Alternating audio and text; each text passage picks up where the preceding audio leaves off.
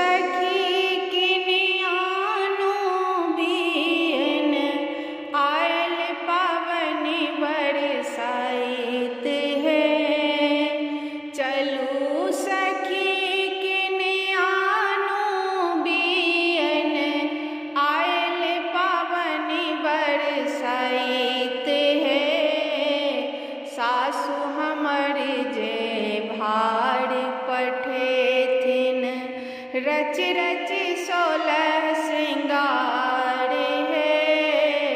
सासु हमर जे भार पठेथिन रच रच विधि विधान है।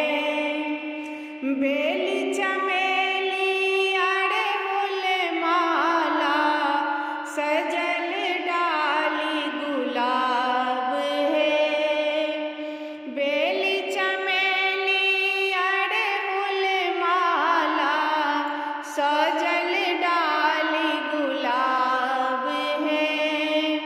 माँ बिसहरी लै दूध लाबा गौरी लै फल आम है। सासु हमर जे भार पठेथिन रच रच विधि विधान है। सासु हमर जे भार पठेथिन रच रच विधि विधान है।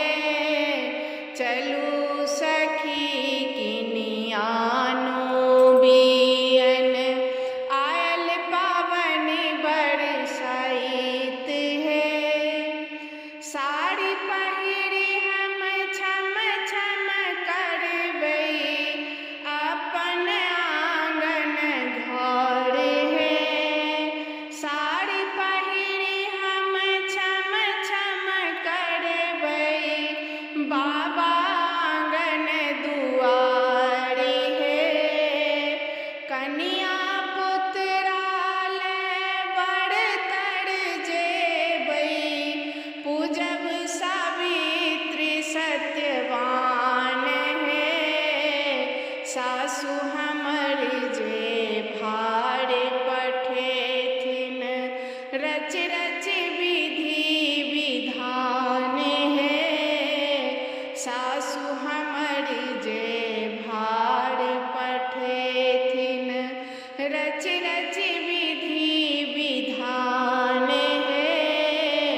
चलू सखी किनियानो बियन आयल पावन बरसाइत है।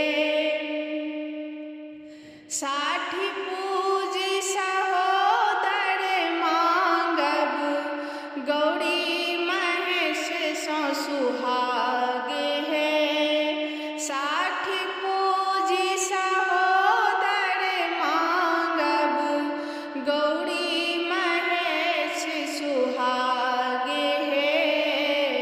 धोबिन बेटी के पूजी पूजी मांगब सातो जन्म ही बात है। धोबिन बेटी के पूजी पूजी मांगब सातो जन्म ही बात है। सासु हमर जे भार पठेथिन रच रच विधि विधान है।